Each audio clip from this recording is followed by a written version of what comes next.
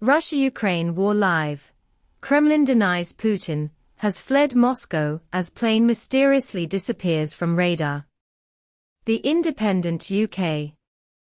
Vladimir Putin's whereabouts have been thrown into question after an aircraft belonging to the presidency was spotted flying from Moscow to St. Petersburg, according to flight radar. However, his spokesperson, Dmitry Peskov, denied Putin has fled the capital and told reporters the president is working at the Kremlin. Wagner's armed rebellion is racing towards Moscow after the mercenary group's leader Yevgeny Prigozhin took control of the military headquarters in Russian cities Voronezh and Rostov-on-Don.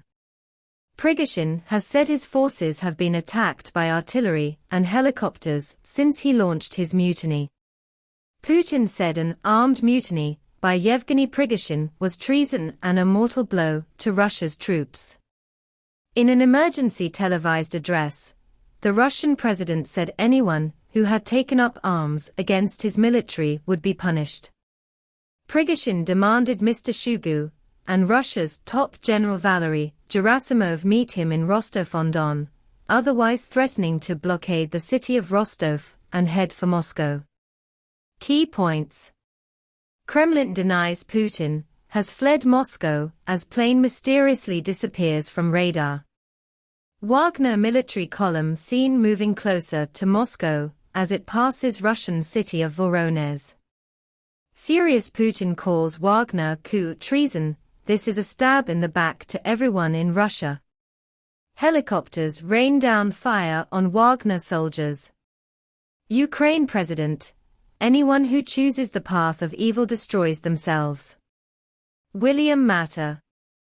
Anyone who chooses the path of evil destroys themselves, Ukraine President Volodymyr Zelensky has said. He spoke out on Saturday following news of the impending arrival of Wagner Group troops in Moscow.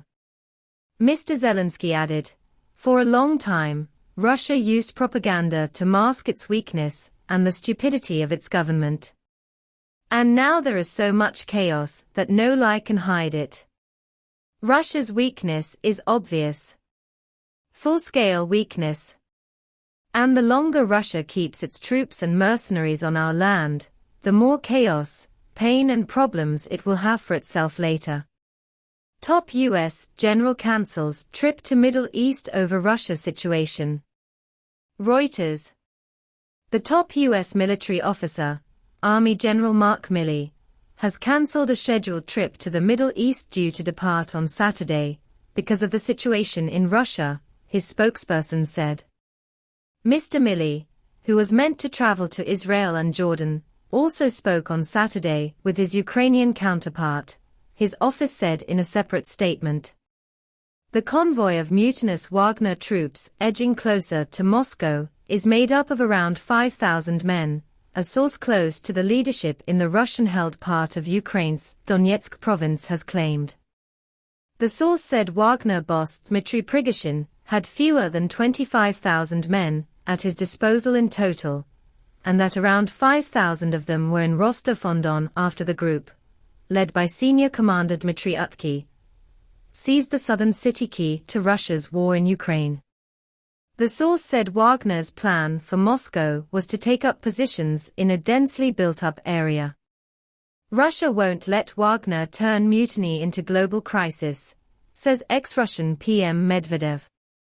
Natalie Crockett. Putin ally Dmitry Medvedev said Russia will not allow the Wagner mutiny led by Yevgeny Prigozhin to turn into a coup or a global crisis, according to Russia's state news agency TASS. Mr. Medvedev, who is deputy chairman of Russia's Security Council, told reporters on Saturday that the whole world would be on the brink of catastrophe if Russian nuclear weapons fell into the hands of Wagner. The history of mankind hasn't yet seen the largest arsenal of nuclear weapons under control by bandits, Mr. Medvedev said. Such a crisis will not be limited by just one country's borders. The world will be put on the brink of destruction. Dmitry Medvedev is an ally of Putin and has previously warned the West about arming Ukraine, Getty Images.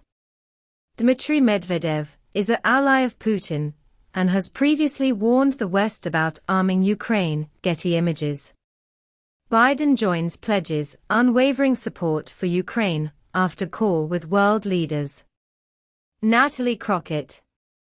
U.S. President Joe Biden spoke with the leaders of France, Germany and the United Kingdom on Saturday as mutinous Russian mercenaries barreled towards Moscow after seizing a southern city overnight, the White House said. The leaders discussed the situation in Russia. They also affirmed their unwavering support for Ukraine, a readout of the meeting said. Meanwhile, Turkey's Foreign Minister Hakan Fidan spoke by phone with U.S. Secretary of State Antony Blinken to discuss developments as Wagner rebels edge closer to Moscow, a Turkish Foreign Ministry source said on Saturday. Fights are beginning to break out, with the Russian army taking aim at the advancing Wagner group, a military expert has said. Philip Ingram, a former British Army intelligence officer, has said, "I have seen the public giving the Wagner group bottles of water. There have been pictures showing pro-Prigozhin supporters fighting in the streets with anti-Prigozhin supporters. There is clearly tension building," he told Sky News. Wagner fighters offered amnesty to disarm. William Matter.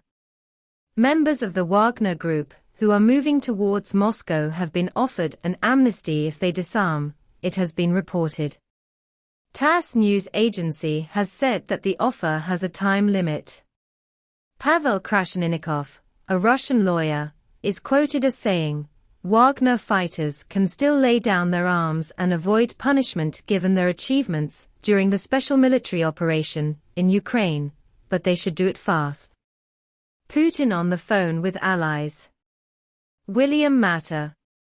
President Vladimir Putin has had phone conversations with the presidents of Belarus, Kazakhstan and Uzbekistan, the Ministry of Foreign Affairs of Russia has said. The Russian leader informed his counterparts on the situation in the country, the Twitter account said. Meanwhile, France has advised against all travel to Russia given the high volatility of the military and security situation in the country, its foreign ministry said on Saturday on its website.